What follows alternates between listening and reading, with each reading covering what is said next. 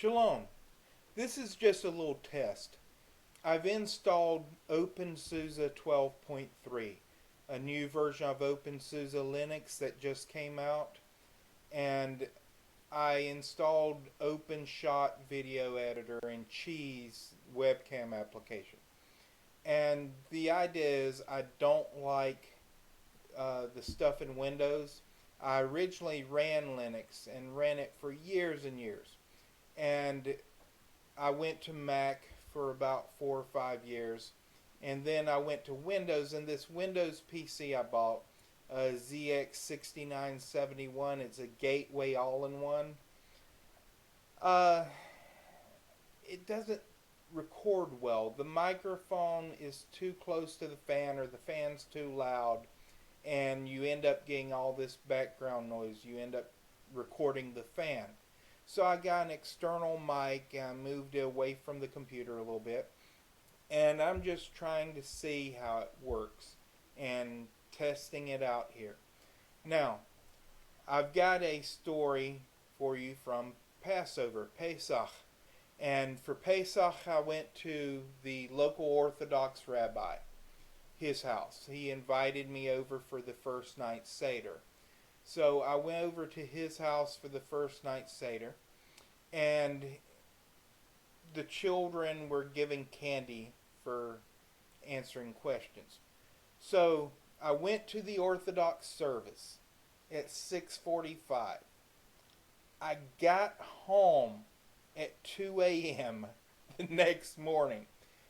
The children were getting candy for asking questions, so they asked a lot of questions, which is a good thing for a Passover Seder.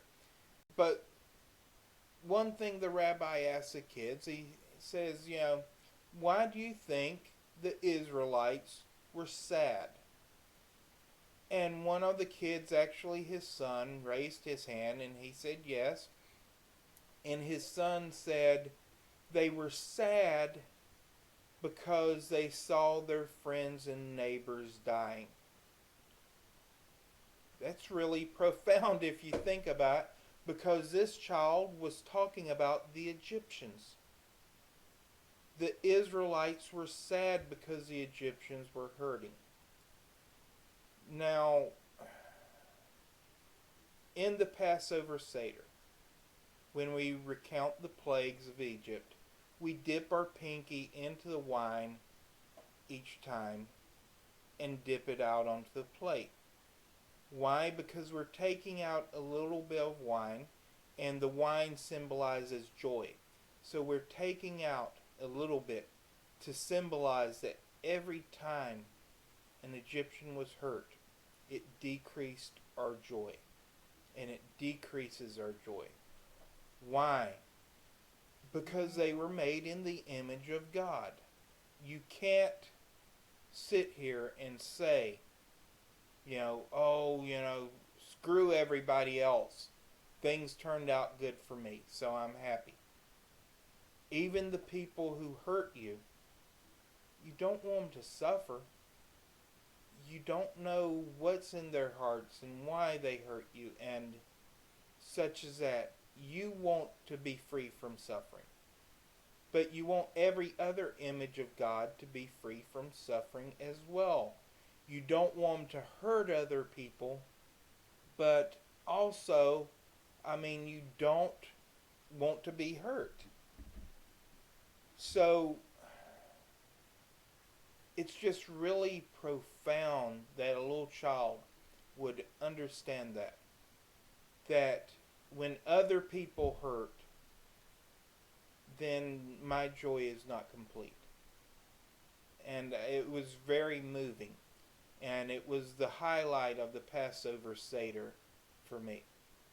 That and the CH sound, het, it comes from back here. But the rabbi had a part of a prayer that had like 10 of those sounds in close proximity. Now, we were using the Maxwell House Haggadah, and Maxwell House gave away a free Haggadah. And what this is it's the structure of the Passover Seder. And at one part of one of those prayers, he had like 10 of those sounds, back to back just about. And it sounded surreal when he was saying them. You know, just da da da da da. And somebody exclaimed at the table, exclaimed, "Oh, you gotta be drunk to do that," and it was just funny. Uh, for everybody that knows, you're supposed to drink at least 4 glasses of wine for your Passover Seder, and the rabbi was a little tipsy, and it was just funny. But I had the most amazing Passover Seder. I had the most amazing time. Um, it was really, really worth it. I really enjoyed myself. Even for those non-Jews out there, I'd encourage you for Passover, get yourself into a Jewish household and sit down and celebrate Passover with them. But you know, this was an amazing Passover. And it's like my second or third one.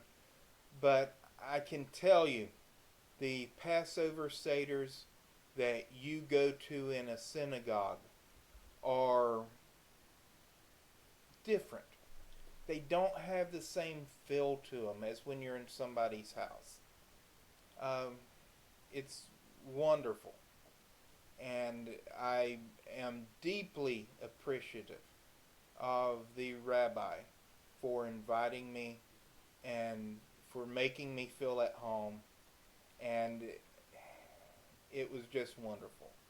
You know, at one part of the night, there were several of us at the end of the table.